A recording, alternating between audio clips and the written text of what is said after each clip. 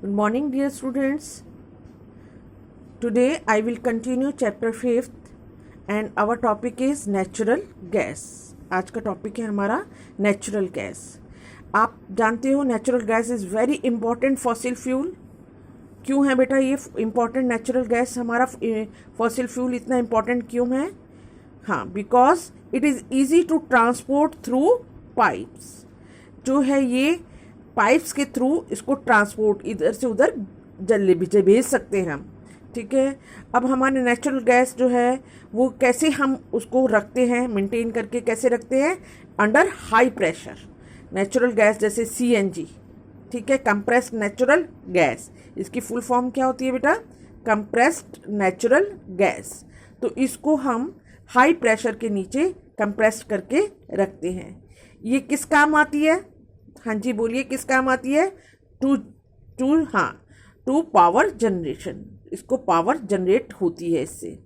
और आजकल के जो हमारे ट्रांसपोर्ट होते हैं व्हीकल, उसमें CNG का बहुत यूज़ किया जाता है. ठीक है, एज फ्यूल उसमें यूज़ किया जाता है ट्रांसपोर्ट व्हीकल्स में, because it is a very less polluting fuel. ये बहुत कम प्रदूषण फैलाती है ये वाली गैस, इसलिए इसको क्या बोलते हैं? It is a cleaner fuel.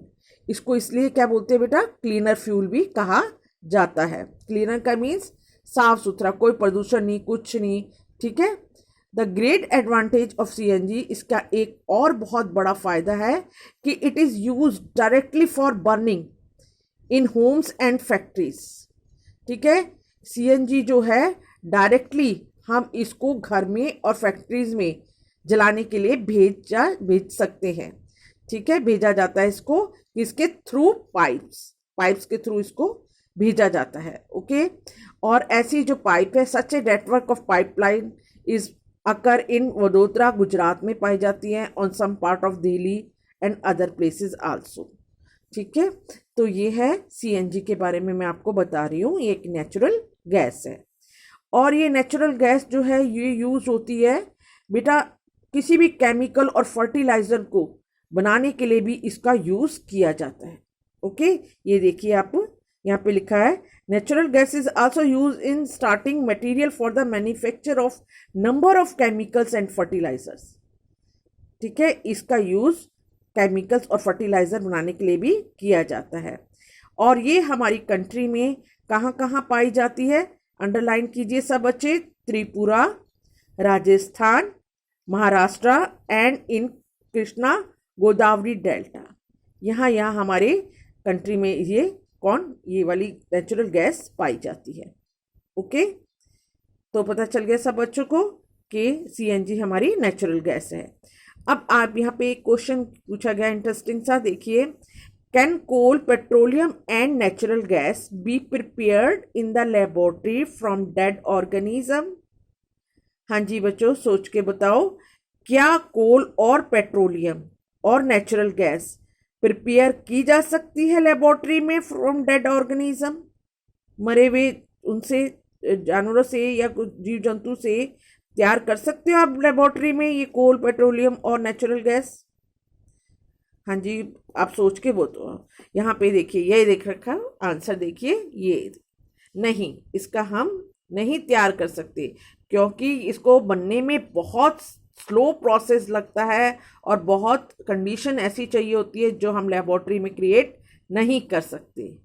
No, there formation is a very slow process and condition for there formation can not be created in the laboratory. क्या कंडीशन चाहिए होती है? हाँ, क्या क्या कंडीशन चाहिए होती है? हाई प्रेशर, है ना, हाई प्रेशर चाहिए होता है एंड हाई टेम्परेचर. दो कंडीशन बहुत ज़रूरी चाहिए होती है for the formation of fossil fuel. ठीक है.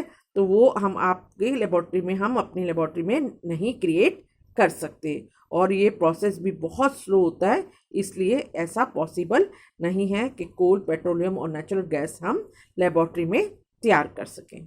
Is it clear? अब आते हैं नेक्स्ट टॉपिक पे हम बच्चों. ये देखिए, some natural resources are limited. अब कुछ जो हमारे नेचुरल रिसोर्सेज, ये तो पता ही है हमारे natural resources coal and petroleum. मैंने आपको शुरू में जब चैप्टर पढ़ाया था तो हमने कहा था they are exhaustible natural resource. Exhaustible natural resource are those resource which can be finished after use. ठीक है, ये फिनिश हो सकते हैं, इनका लगातार हम उपयोग करते रहें तो ये एक दिन ख़त्म भी हो सकते हैं। और इनको बनने में क्या लगता है बेटा, million of years to get converted into this fuel. बहुत साल लग जाते हैं इनको बनने के लिए, तो ये बहुत हमारे लिमिटेड होते हैं बेटा। क्लियर हो गया? अच्छा, और इन फॉसिल फ्यूल को जलाने से क्या होता है, मेजर कॉज क्या है इसके, burning of this fuel is a, underline कीजिए सब बच्चे, मैंने किया हुआ है देखो, burning of this fuel is a major cause of air pollution. इसको जलाने से क्या होता है, हमारा एयर पॉल्यूशन बहुत ज़्यादा होता है। ठीक है, हमारा वातावरण में प्रदूषण बहुत फैलता है, और इस प्रदूषण के फैलने के कारण क्या होती है, ग्लोबल वार्मिंग भी बढ़ जाती है।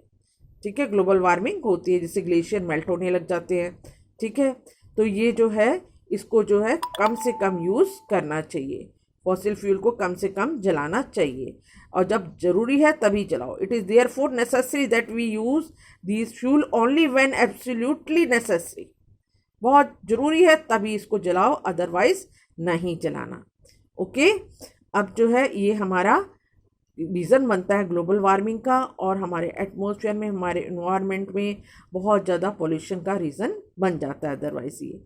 ठीक है, अब यहाँ पर बेटा कुछ स्टेप्स दिए हुए हैं, जो ये स्टेप्स, ये किस लिए हैं, ये वाले स्टेप्स ये हैं कि हमें कम से कम इस फ्यूल को यूज़ करना चाहिए। तो उसके लिए हमें क्या ट्रिक्स अपनानी चाहिए, क्या क्या चीज़ें ध्यान में रखनी चाहिए कि ये फ्यूल कम से कम यूज़ हो। पहला क्या है, drive at a constant and moderate speed as far as possible. हमें अपना जो व्हीकल चलाना चाहिए वो कांस्टेंट स्पीड पे, मीन्स एक स्थिर स्पीड से, यानी कि कभी 40 की कभी 60 की ऐसी स्पीड में एक्टिवा चलाते हैं बच्चे, कभी तेज़ कभी कम, ऐसे नहीं, कांस्टेंट स्पीड से चलाना चाहिए, और मॉडरेट स्पीड पे एक जैसी, मीन्स बहुत ज़्यादा ना ज़्यादा तेज़ और ना ज़्यादा कम, मॉडरेट स्पीड पे इसको चलाना चाहिए।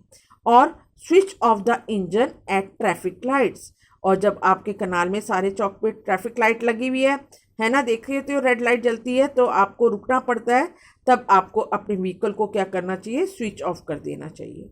और आपको अपने टायर्स की, इंश्योर करेक्ट टायर्स प्रेशर, उसके अंदर हवा का ध्यान रखना चाहिए। और ensure regular maintenance of vehicle, आपको अपने व्हीकल की भी मेंटेनेंस कंटिन्यूसली हर महीने में करवाते रहना चाहिए, नहीं तो ज़्यादा फ्यूल यूज़ होता है। ठीक है, अब मैं आपको इसके बाद अब बैक एक्सरसाइज करवाऊँगी।